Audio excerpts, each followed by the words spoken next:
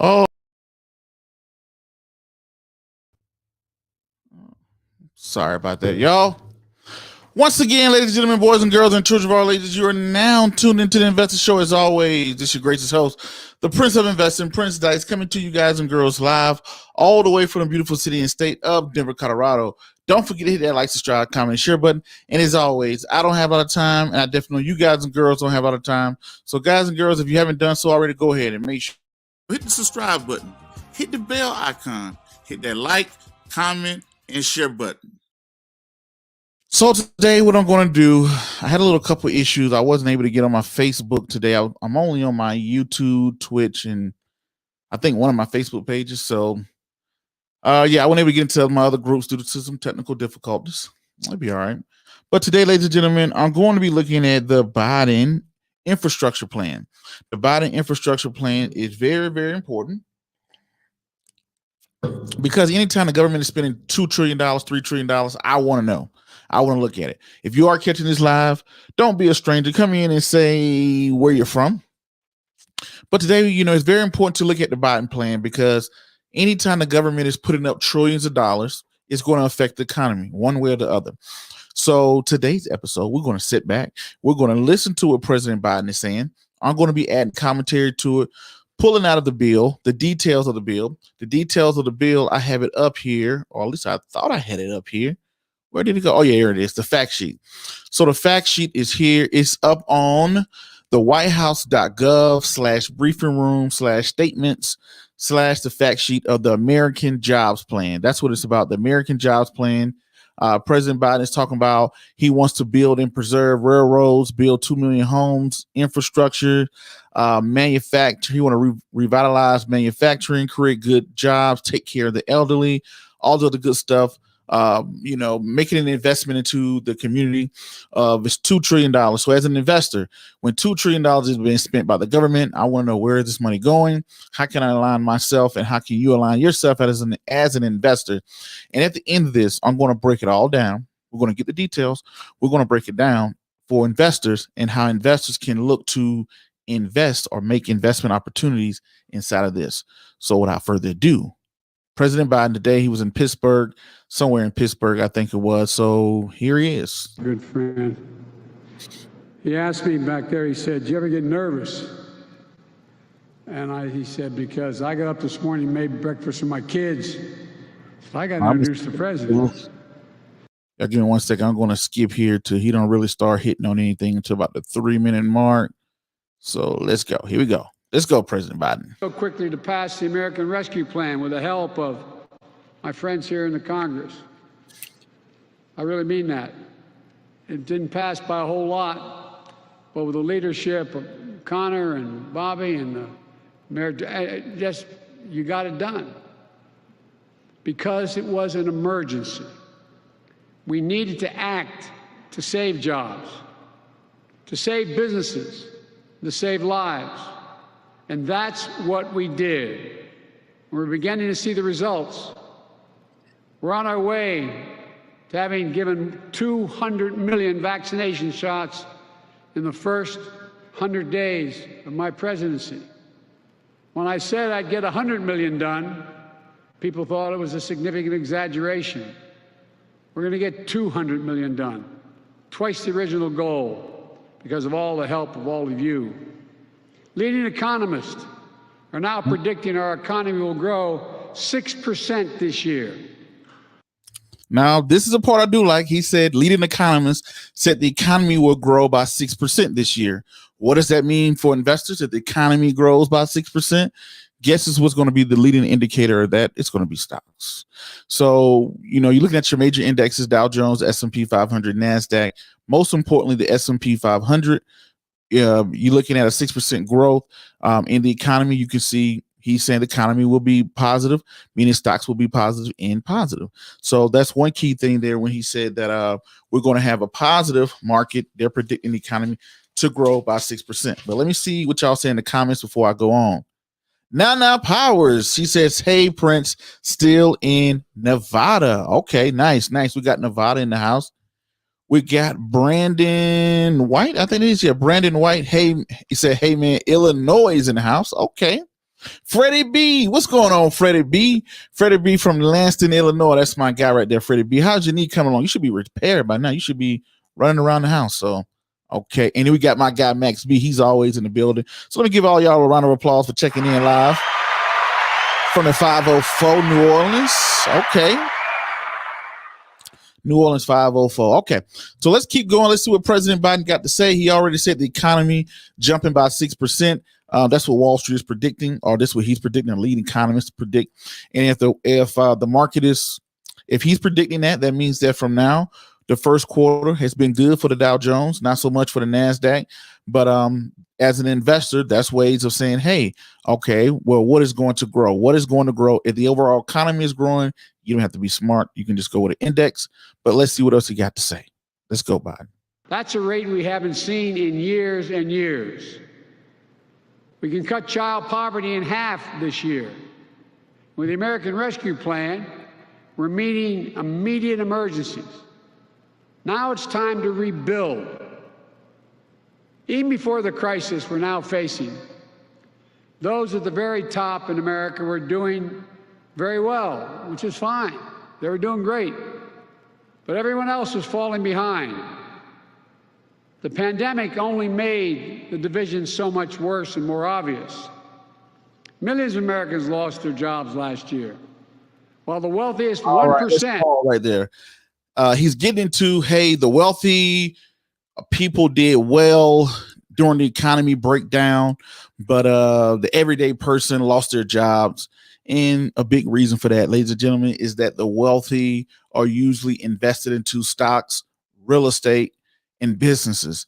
And we know from the beginning of the pandemic that happened in March, when it really started to take focus on America, from now until then, we've seen a major bull market. So if you're someone who invested into your 401k, if you're someone who invested into stocks smartly on the bullish side, or if you're someone who had real estate, housing market has gone up. Stocks have gone up. Business has gone up. The wealthy people own what? Usually wealthy people, rich people, well-to-do people own stocks, business, and real estate. Whereas in the lower middle class or the lower class usually own liabilities, things like clothes and shoes, go to discount stores, things like that. So yes, I do agree that yes, a lot of people lost their jobs, but people who had assets in houses and people who had stocks and people who had 401ks and businesses and things like that, they've seen their wealth actually go up. So, so he's kind of hitting on this. This is going to lead into his tax hike, but he's hitting on, hey, during this pandemic, a lot of the poor people got hit, but the wealthy people got richer. And I'm not someone who says, oh, you got richer because you just robbed people. No, it's just a simple fact. More wealthier people hold assets versus lower class people hold liabilities. So let's go. Of Americans saw their net worth increase by $4 trillion. Just goes to show you how distorted and unfair our economy has become. Wasn't always this way. Well, it's time to change that. I note parenthetically that I got criticized for giving tax breaks to middle class and poor folks this last time. I didn't hear that cry, you and cry, when we were doing the same thing. When Trump's tax bill passed, 83% of the money went to the top 1%. This is not to target those who've made it, not to seek retribution. This is about opening opportunities for everybody else. And here's the truth. We all will do better when we all do well. It's time to build our economy from the bottom up and from the middle out, not the top down. That hadn't worked very well. For the economy overall, it hadn't worked. All right. So he's speaking about, hey, you've seen these wealthy people become wealthier and wealthier and wealthier, but you're seeing poor people become poor. And let's stop trying to give, because, Trump was very notorious. He gave out tax breaks. He cut corporate taxes to 21%. And we've seen a massive growth in the stock market. So President Biden is saying, hey, that didn't work. We need to stop trying to build from the top down. Let's build from the bottom up or from the middle out. So let's go and see what he got to say. Because Wall Street didn't build this country. You, great middle class, built this country. And unions built the middle class. And it's time, and this time, when we rebuild the middle class, we're going to bring everybody along. Regardless of your background, your color, your religion, no matter, everybody gets to come along. So today, I'm proposing a plan for the nation that rewards work, not just rewards wealth. It builds a fair economy that gives everybody a chance to succeed. And it's going to create the strongest, most resilient, innovative economy in the world. It's not a plan that tinkers around the edges. It's a once-in-a-generation investment in America, unlike anything we've seen or done since we built the interstate highway system and the space race decades ago. I'll give me 1 second there. Y'all almost broke my internet. I seen like 300 people jumped in here all of a sudden. So let's make sure we keep going. In fact, it's the largest American jobs investment since World War II. It will create millions of jobs, good-paying jobs. It will grow the economy, make us more competitive around the world, promote our national security interest, and put us in a position to win the global competition with China in the upcoming years. It's big, yes. It's bold, yes. And we can get it done. It has two parts: the American Jobs Plan and the American Families Plan. Both are essential to our economic future. In a few weeks, I'll talk about the Americans' Family Plan, but today, I want to talk about the Americans' Jobs Plan. I'll begin with. All right, so you already heard him say, hey, this $2 trillion is not at the end of it, right? I don't know why okay, there we go. There we're kind of coming back there. Okay. It modernizes transportation infrastructure, our roads, our bridges, our airports. I just left your airport. The director of the airport said we're about to renovate the airport. Is that right, Mr. County Executive? We're going to renovate. We're going to employ thousands of people. And she looked at me and said, I can't thank you enough for this plan. All right. Now, the thing about this plan that he just said, we just did a relief plan where they put out, well, I don't know, $3 trillion. Now we're going into another $2 trillion for infrastructure. And then he said a family plan is coming next. So, already, that's going to be a lot of spending that's going to be done. So that's one key thing I picked up what he said about a family plan is next after this infrastructure bill. 1 second. I'm trying to play this back again. Let me reboot this. This thing is so many people done came in and crashed my room that one time. 1 second. Give me 1 second. I don't like this at all.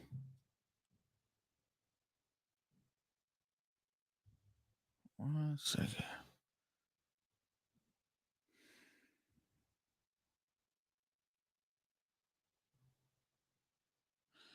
I do not like that.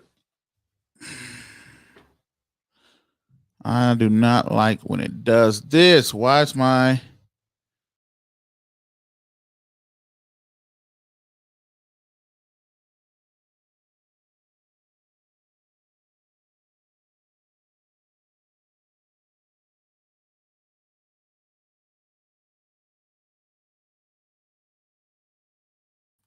So many people came in the stream at one time. It literally froze my stream. I turned around, it was like 300 something people in here at one time. And I guess my stream was like, yeah, sure, I'm out of here. So let me try this again. Let me bring it back up. Where were we at? There we go. Here we go. Let's get me back there. We were at. Now he was at the point where he was talking about the jobs plan, right? He said a family plan is coming behind this, but let's go. Jobs investments since World War II. It will create millions of jobs, good-paying jobs. It will grow the economy, make us more competitive around the world, promote our national security interest, and put us in a position to win the global competition with China in the upcoming years. It's big, yes. It's bold, yes. And we can get it done. It has two parts: the American Jobs Plan and the American Families Plan. Both are essential to our economic future. In a few weeks, I'll talk about the American Family Plan, but today, I want to talk about the American Jobs Plan. I'll begin with the heart of the plan. It modernizes transportation infrastructure, our roads, our bridges, our airports. I just left your airport. The director of the airport said we're about to renovate the airport. Is that right, Mr. County Executive? We're going to innovate. We're going to employ thousands of people.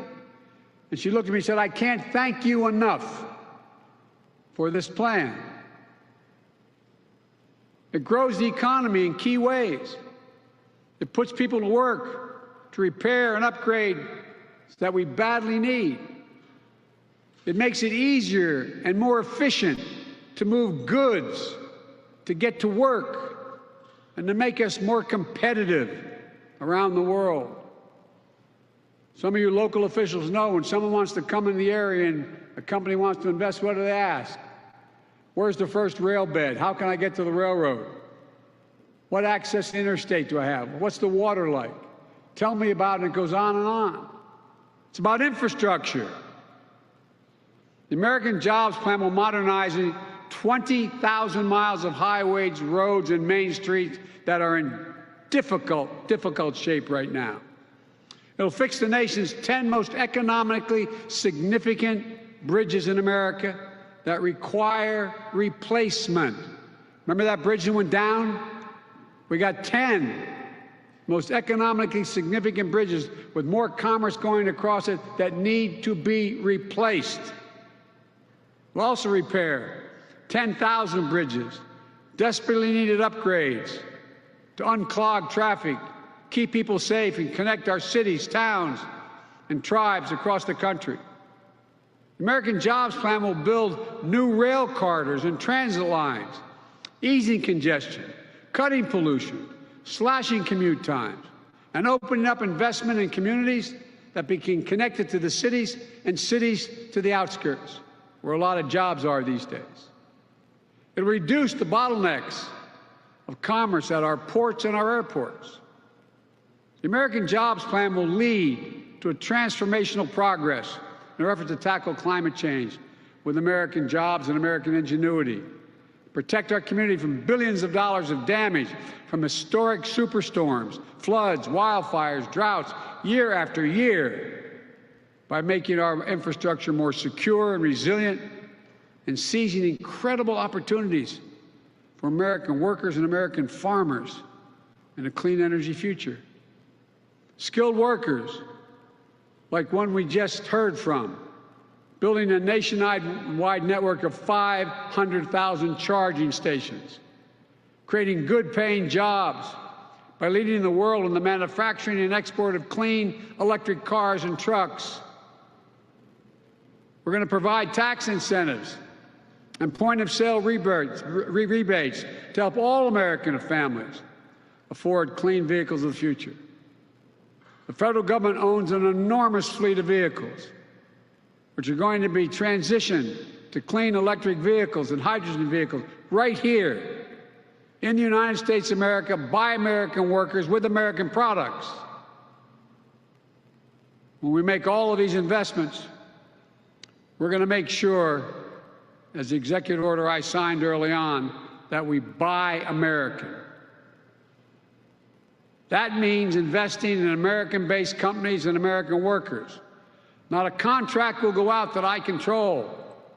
Now, this is a part I would agree with. I would agree with he's saying right now about, hey, you know, only American-based companies giving out government contracts to American-based companies that's hiring American-based workers. I can get down with that. So, round of applause to President Biden for that. I can get down with that's a real investment. Giving government contracts to people who are going to giving government contracts to people who are going to companies that's going to build these things, that's going to hire American people, all of the good stuff like that. All right, go ahead. Go to a company that is an American company with American products all the way down the line and American workers. and will buy the goods we need from all of America. Communities that have historically been left out of these investments.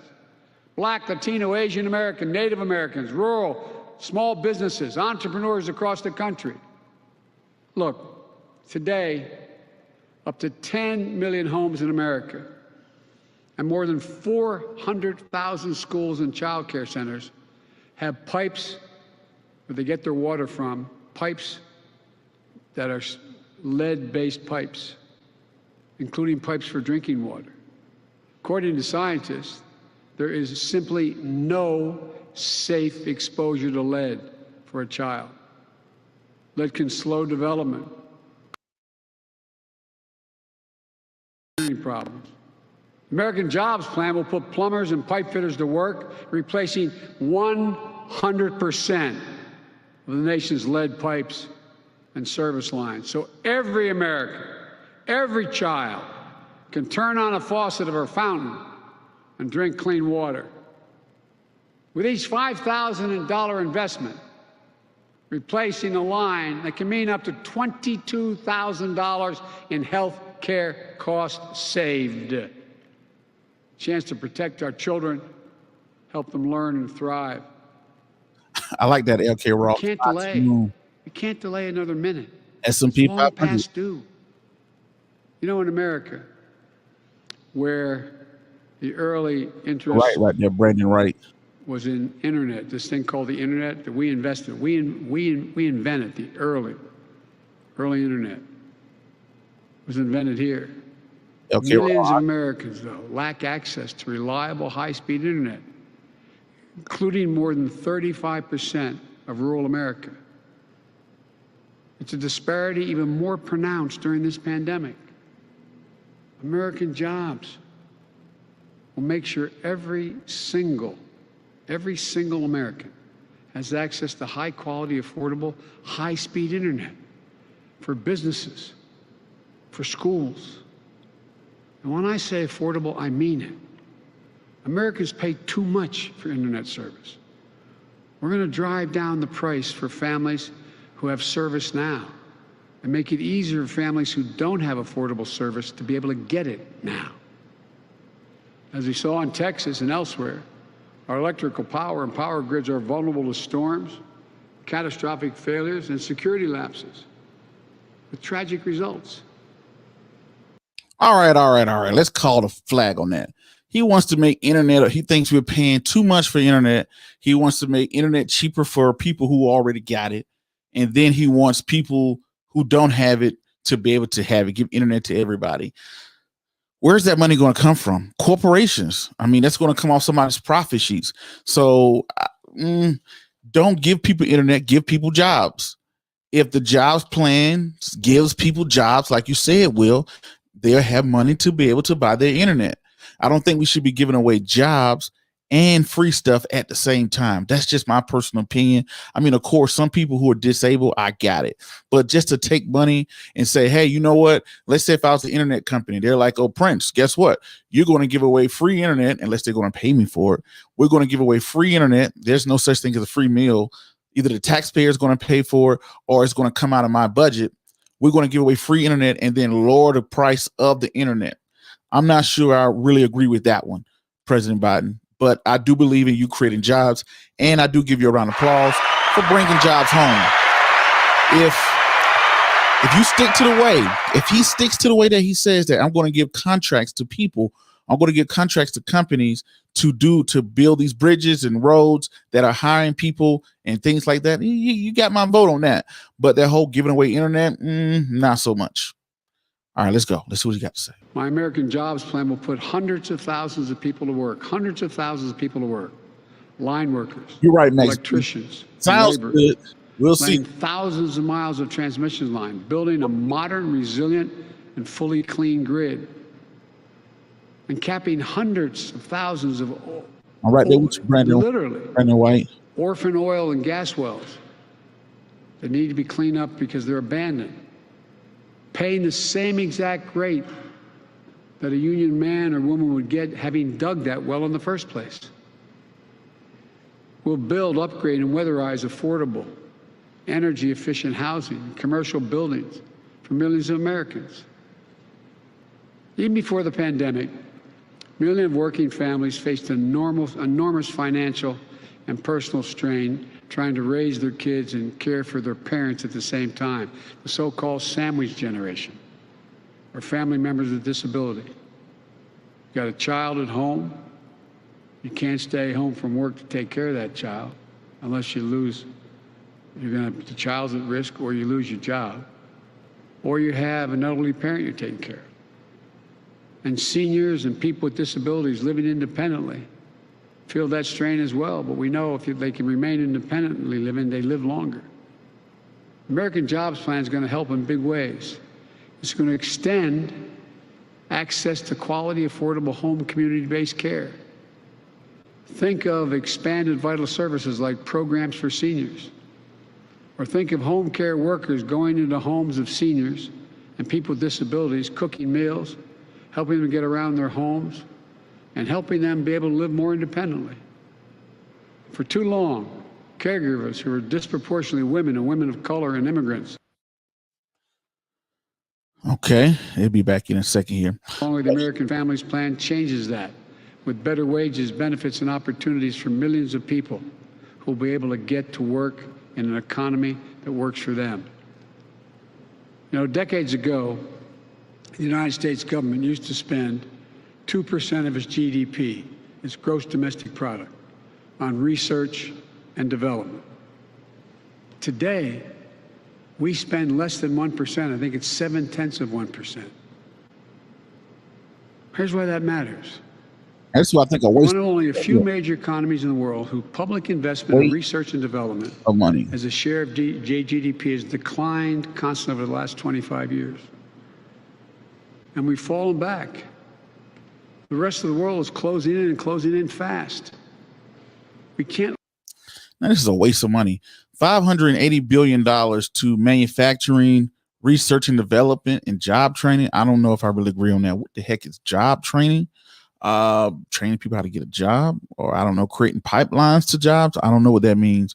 Research and development, research and developing what? What in particular? Economical research and development? I don't know. When it's that broad, that meaning goes nowhere. That's my take on that. I definitely disagree with this part. Allow this to continue. American Jobs Plan is the biggest increase in our federal non-defense research and development spending on record. It's going to boost America's innovative edge in markets where global leadership is up for grabs. Markets like battery technology, biotechnology, computer chips, clean energy, the competition with China in particular. Critics say we shouldn't spend this money. They ask, what do we get out of it? Zaki Chan Financial says the $580 billion could go to charging stations nationwide. He already put that one out. That's in this one right here. He's saying $620 billion is going to go to bridges, roads, airports. He did throw in EV, electronic vehicles in there. So he already has a section for that. So I don't know what this $580 billion, but I do agree that can be that can be appropriated in so many other ways. In jobs training, I don't think you should be going back giving away training on jobs. I think you should show people entrepreneurship. I always tell the story of, I remember having Feed a Kid growing up in Waynesboro, Georgia, come by and give us ham sandwiches in the park. And, you know, of course, I love the little meal they gave us, but I wish they would have invested, showed us how to start investment accounts, show us how to run a grocery store, show us how to do certain things, not just sit there and give us a ham sandwich. So I'm not in beliefs of handouts. I'm in beliefs of hands up, not hands up, but hand up. Right? Because guess what? I go home, I ate the ham sandwich and potato chips and cookies and whatever. And the next day I was hungry again. So what I believe in, hey, this money could be put into maybe entrepreneurship, something like that, showing people how to survive on their own. All right, let's go. Well, they said the same thing when we first flew into space for the first time. They said the same thing. Well, pushing the frontiers led to big benefits back home. When NASA created Apollo's digital flight control system, unheard of at the time, it led to technologies that help us today to drive our cars and fly our planes. When NASA invented ways to keep food safe for the astronauts, it led to programs that have been used for decades to keep food safe in supermarkets. At least 2,000 products and services have been developed and commercialized as a result of American space exploration. GPS has helped us find each other. Computer chips allow us to see and talk to one another, even separated by mountains and oceans, singing happy birthday and watching the first steps of that new baby grandchild, comforting each other when comfort is needed. Think about what it means to you and your loved ones. We just have to imagine again. I had a long discussion with Xi Jinping, leader of China. And he called to congratulate me. We spent 2 hours on the phone. And he said, and I was astonished, my national security team and the China experts who were on the line, he said, "You've always said, Mr. President, that you can define America in one word, possibilities. That's who we are. In America, anything's possible. Like what we did with vaccines a decade ago that laid the foundation for COVID-19 vaccines we have today." Arnold Kelly, let's give Arnold Kelly a shout out, everybody. Welcome to Arnold Kelly.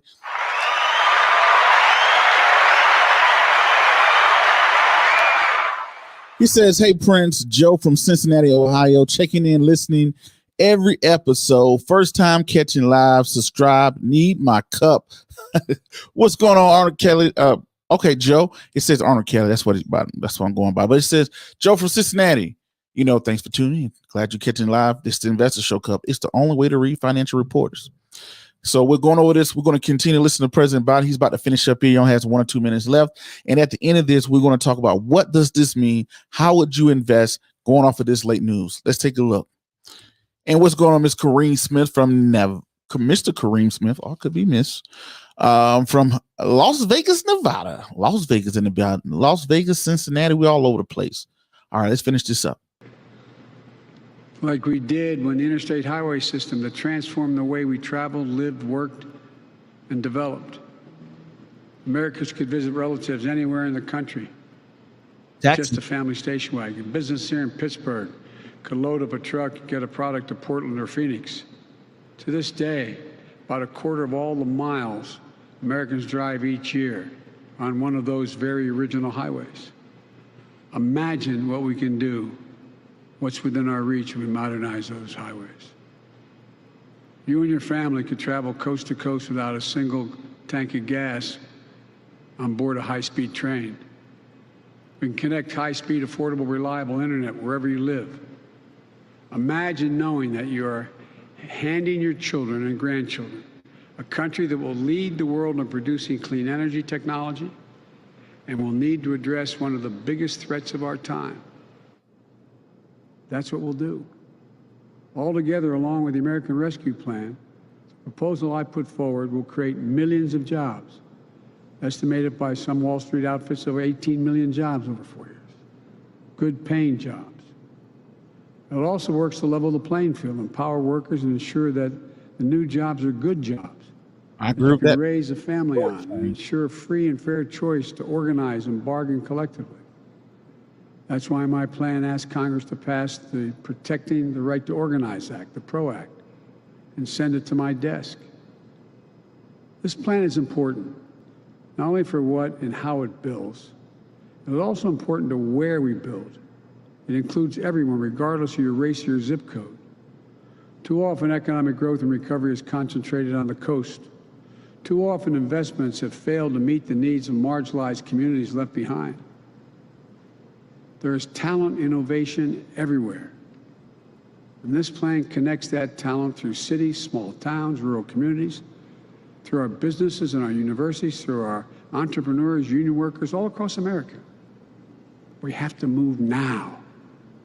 Because I'm convinced that if we act now, in 50 years, people are going to look back and say, this was the moment that America won the future. Mm-hmm. What I'm proposing is a one-time capital investment of roughly $2 trillion in America's future. How are you going to pay for it? Spread largely over 8 years. 8 years? It will generate historic job growth, historic economic growth, help businesses to compete internationally, create more revenue as well. They're among the highest value investments we can make in the nation, investing in our infrastructure. But put another way, failing to make these investments adds to our debt and effectively puts our children at a disadvantage relative to our competitors. That's what crumbling infrastructure does. And our infrastructure is crumbling. We rank 13th in the world. Yeah, What's more, Japan is it beating us. heightens our vulnerability to and attracts our adversaries to compete in ways that they haven't up to now.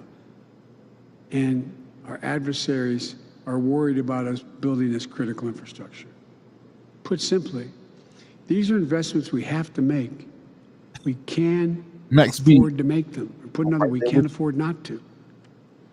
So how do we pay for it? Here we go. How are we going to pay for it? I spoke to the majority leader. No longer, I guess he's no longer the majority leader. He has been for a long time. I spoke to the Republican leader about the plan. Everybody's for doing something on infrastructure. Why haven't we done it? Well, no one wants to pay for it. Less than 4 years ago, as I said, the Congress passed a tax cut of $2 trillion, increasing the national debt $2 trillion. It didn't meet virtually any of the predictions it would in terms of growing the economy. Richard? That's my guy right there. Overwhelmingly, the benefits of that tax package went to the wealthiest Americans. It even included new investments that would profit by shifting profits and jobs overseas if you're a corporation. I agree with it. It's bad for American competitiveness, deeply unfair to the middle-class families, and wrong for our future. So here's what I do. I start with one rule. No one, say it again, no one making under $400,000 will see their federal taxes go up, period. This is not about penalizing anyone. I have nothing against millionaires and billionaires. I believe American capitalism. I want everyone to do well. But here's the deal. Right now, a middle-class couple, a firefighter and a teacher, with 2 kids making a combined salary of, say, $110,000, $120,000 a year. And I'm in Colorado. Pays 22 cents for each additional dollar they earn in federal income tax. But a multinational corporation that builds a factory abroad, brings it home and sells it, they pay nothing at all. We're going to raise the corporate tax. It was 35%, which is too high. We all agreed 5 years ago it should go down to 28%, but they reduced it to 21%. We're going to raise it back to up to 28%. No one should be able to complain about that. It's still lower than what that rate was between World War II and 2017. Just doing that one thing will generate $1 trillion in additional revenue over 15 years. So right here, he's saying corporate taxes. Richard Voss, what's going on, my guy? He said, Richard Voss is saying, what does this mean for corporations? He was saying before President Trump came in, corporate taxes were 35%, right? So he's saying he is looking to cut them down to 21%. And when he cuts them down, President Trump cut them down to 21%. We saw the stock market do very well up under his presidency. President Biden is saying, hey, I want to bump it up a bit to 28%. You know, so he's giving his pitch right now of, hey, just pushing it up to 28%. It was at 35. 21 is too low, but let's go right at 28 and we can pay for all of this essentially. So corporations are going to have to pay more taxes. Let's finish this up.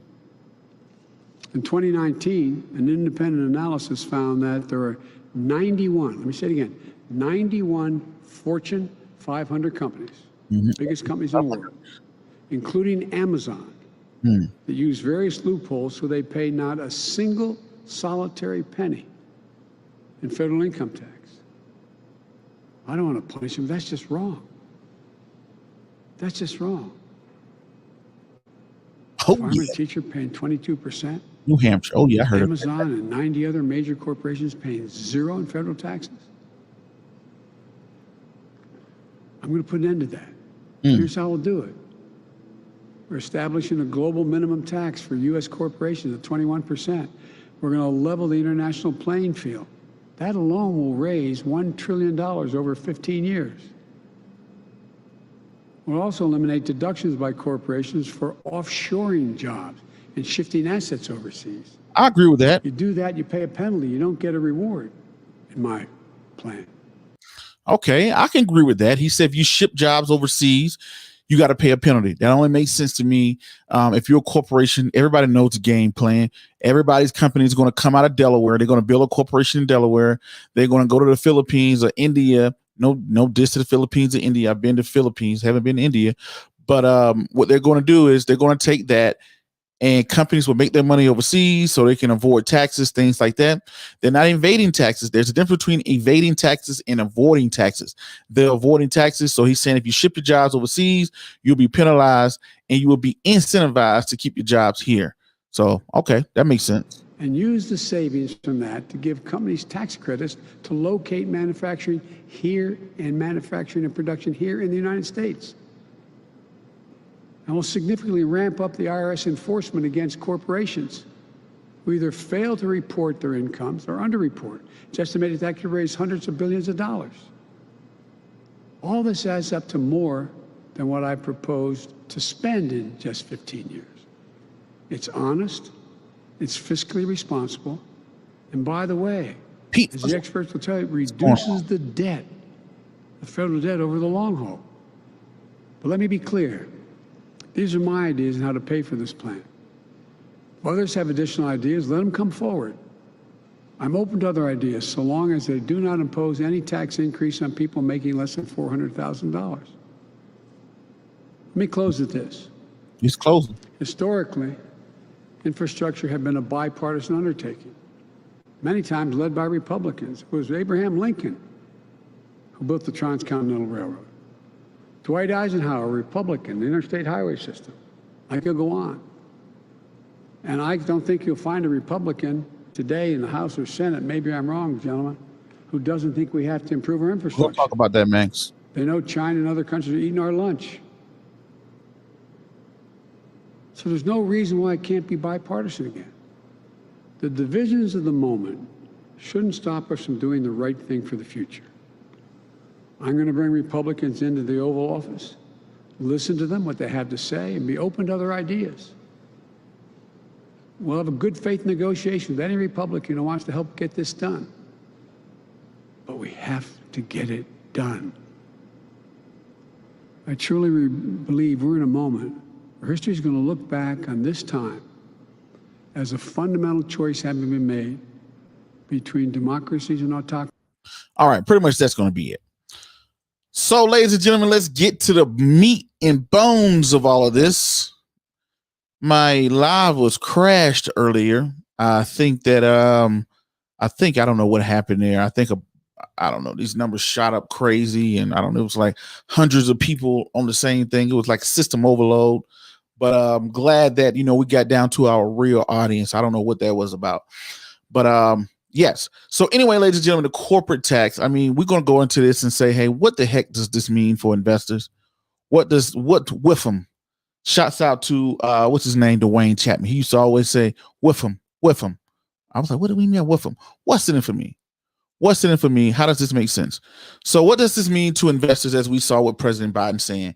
We already saw the $621 billion he's looking to put for buses, railroads, and airports, $400 billion to healthcare companies, $300 billion for drinking to get rid of lead pipes altogether, $300 billion to schools and affordable housing, $580 billion. I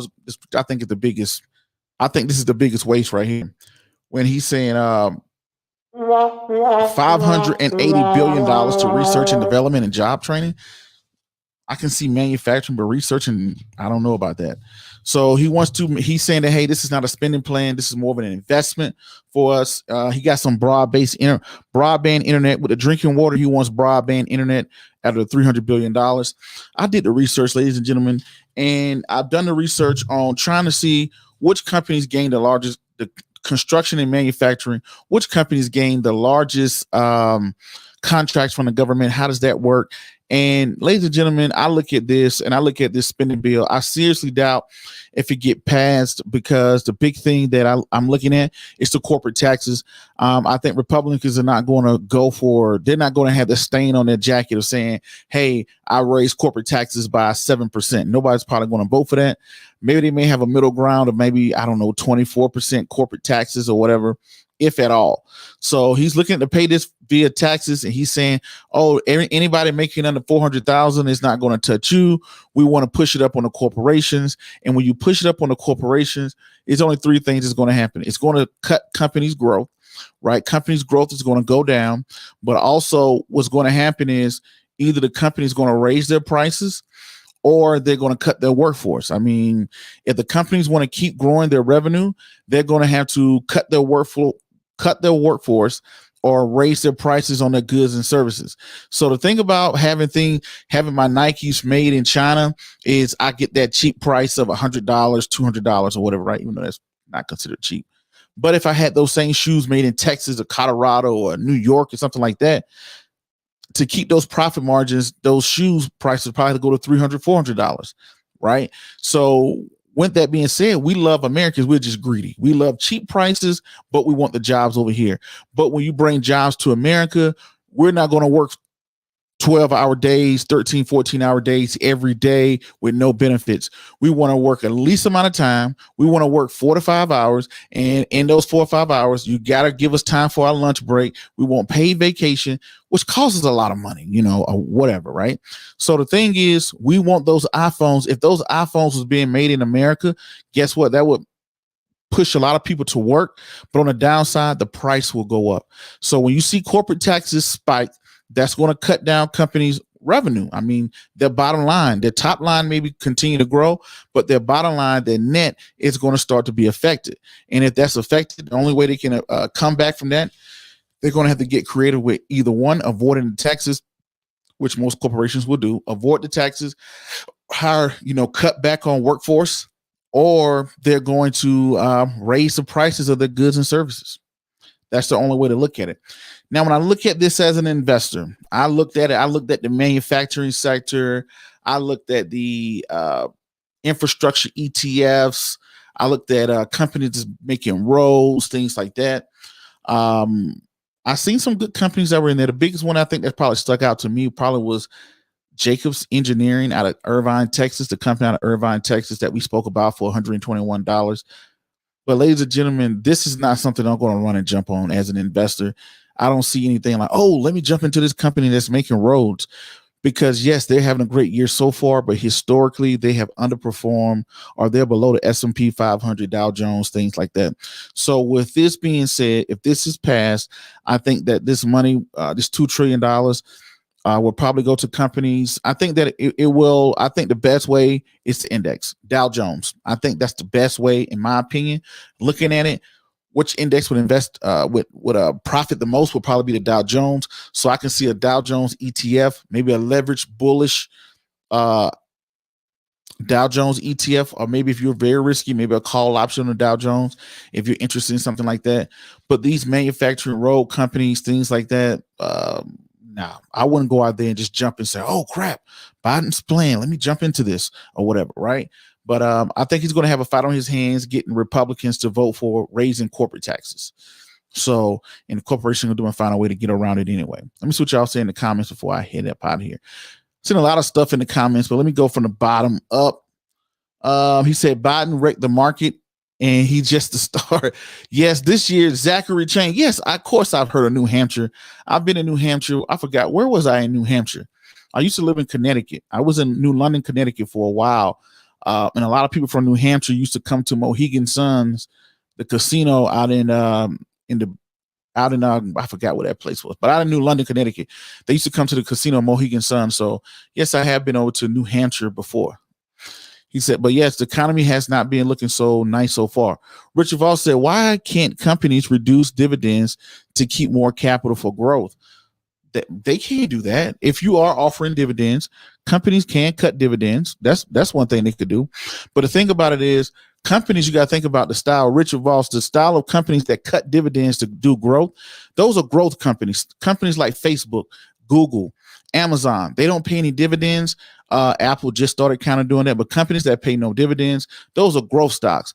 But those consumer staple stocks like your Coca-Cola and your Clorox and your Johnson and Johnson, your Caterpillar, those companies usually pay dividends. Now, you look at Berkshire Hathaway, Warren Buffett. Warren Buffett says he doesn't pay dividends because the corporation is being taxed twice. Because first, the government, before you can pay the dividends, the corporation has to pay taxes on it. Then when you give money to shareholders, the shareholders have to pay taxes on the dividends too. So most corporations, so Warren Buffett ideology is I don't pay dividends because that can stunt your growth because you're going to be taxed twice. I'd rather keep the money in the company to continue to grow. Warren Buffett has said that numerous occasions, but why companies don't do it, I don't know. But that's a good thing.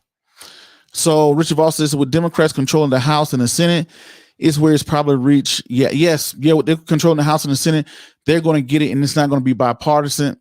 I don't think any Republicans are going to vote on this current bill just because of the corporate tax rate. And you already know Republicans are not big on big government, expanding government, and raising taxes. Dave from New Mexico, what's going on, Dave? And I gotta give a shout out. I forgot, where's your comment go? Make sure I get all y'all. I'm trying to make sure I read everybody's things here. Yes, Joe here from Cincinnati said the Investor Show Cup. That's the Investor Show Cup. It's the only way to read these financial reports. He said, got my copy of Wesley Learns about it. Yeah, Wesley Learns to Invest. Yes, that's my first book there. Yeah, y'all go out and y'all support that children's book series, Wesley Learns to Invest, Credit, and Insurance, available everywhere. But thank you for your support there, Joe, coming in from Cincinnati. Okay. Let's see what we got here. He said, what is the corporate rate in Ireland? That's what I think it's probably zero. I heard Ireland was pretty low. I had to look that up, but you're right, because here in the United States, you got to pay the federal taxes. Then you got state taxes, corporations. So you got to, that's a lot of money that's going to go out. Right. So Pete for life, what's going on? Because people are saying Amazon paid zero in taxes. So people are like, oh, what are they paying zero? So yeah, Pete for life, what's going on? He's out there in Phoenix, Arizona. Thank you for tuning in, my guy.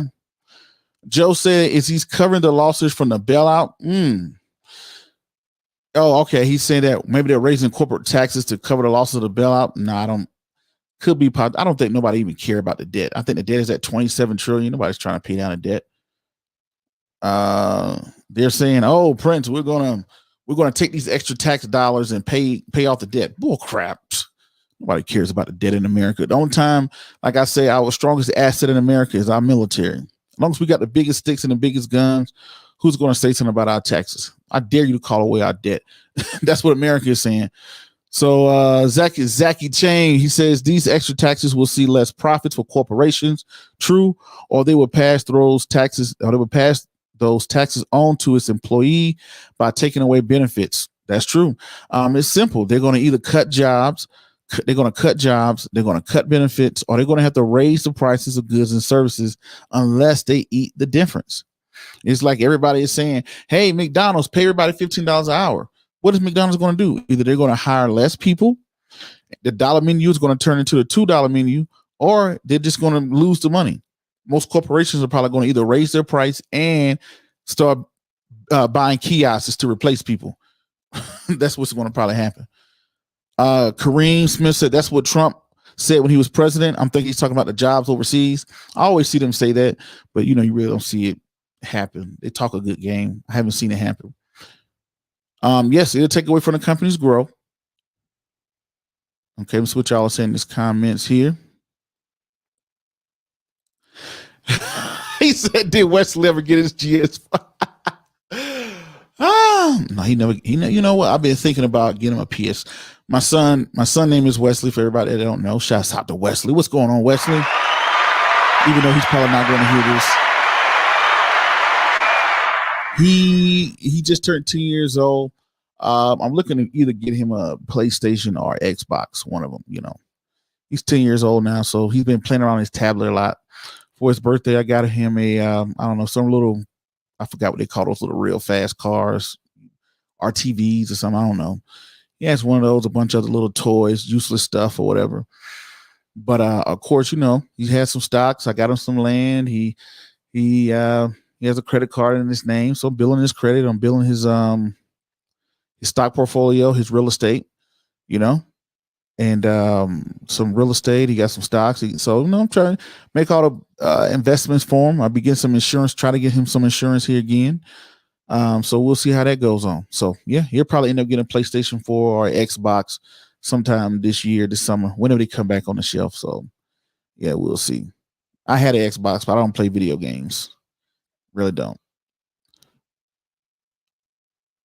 Okay, he said, I'm going to Vegas at the end of April since you mentioned Mohegan. Yes, I used to go to Mohegan to the casinos all the time. That was 10, 15, 20 years ago. I used to go to the casino all the time in Mohegan, and then they had the other place. What was the other place called? It wasn't too far from it. I knew the club inside of it was called, man, I can't even think of it was two casinos. One was Mohegan. That was a close one. Then it was one a little bit further. I used to go to both of those casinos. I was too young to be in there too. I was probably 19, 20 years old, and I finally turned 21. So yeah, definitely remember those days of going to the casino, sneaking in, paying them. I used to pay when I go to the club inside the casino, Mohegan, they would never let me in. But when I would go to the club inside the casino, I would pay extra little 20, slide of 20 to the bartender, not a bartender, but to the security guy or whatever, to hopefully they'll let me in. So yeah, I used to remember those days. Foxwoods, there we go. There you go, Zach and Chen. There it is, Foxwoods and Mohegan. Yeah, I used to go there, and I met had a lot of friends that would always end up in New Hampshire. Back in the day, they would come from New Hampshire and they would come down to. I'll meet them in Foxwoods or Mohegan all the time. So yeah, had a couple little friends, back in my younger days, back when I was out and about. So yeah. Okay, let's see what Richard Vaugh's saying. He's saying, what do you think about the new infrastructure idea? Is it going to go to the energy sector? What thoughts on green energy being championed by Democrats? Man, I'm so glad he did this, Richard, man, because green energy did a lot for me last year. It was great for me. I looked like a genius last year. But first quarter this year, green energy has been so green energy had taken a dip so far the first quarter this year. So I was so happy when President Biden, I did an episode on this earlier this week when I saw him getting ready to come out with his plan. I went over to joebiden.com, and a lot of it is he's talking about green energy all over this thing, right? EV, green energy, things like that. So he definitely resurrected the green energy sector. So green energy has been looking pretty good. So shouts out to President Biden. We're bringing back green energy. Oil started to take off while green energy was going down so far this year. So green energy is kind of coming back and oil is kind of going down. So I'm glad to see that right now. So yeah, I'm glad he resurrected my green energy. I'm in that ICLN and I'm in Enphase as well. So I kind of shaved back a little bit off of Enphase and iClean as I was kind of looking to see what the market is telling me to move more into the Dow Jones. I think the Dow Jones is going to profit the most out of this whole infrastructure plan once it's passed. I think a variation of it will pass.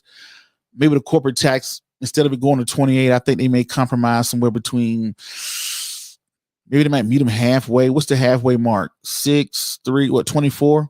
I think the halfway mark is like 24 or whatever, 24, 25, somewhere between there. I think, they may compromise, or since the Democrats got the House and the Senate, they might just run right over the Republicans and just pass it. So yeah, bipartisan. I definitely see that happening. So yeah, I see Rich Very say LOL. Yeah, I was looking like a genius last year, and then the whole technology sector. You look at Apple, you look at Tesla, you look at all these companies that just kind of disappeared here. That was doing good. So my next show, I'm going to open up my phone line so y'all can call in. We can have a conversation. That's going to be on the next episode. But this whole Biden plan, I broke it down. We broke down where all the money's going to go. I looked into all the sectors to see what sectors will really benefit from this. And I'm already on the green energy side of the house. I believe in that. But as far as going out, getting construction companies and road companies and bridge, I know the PAVE ETF, people are looking at the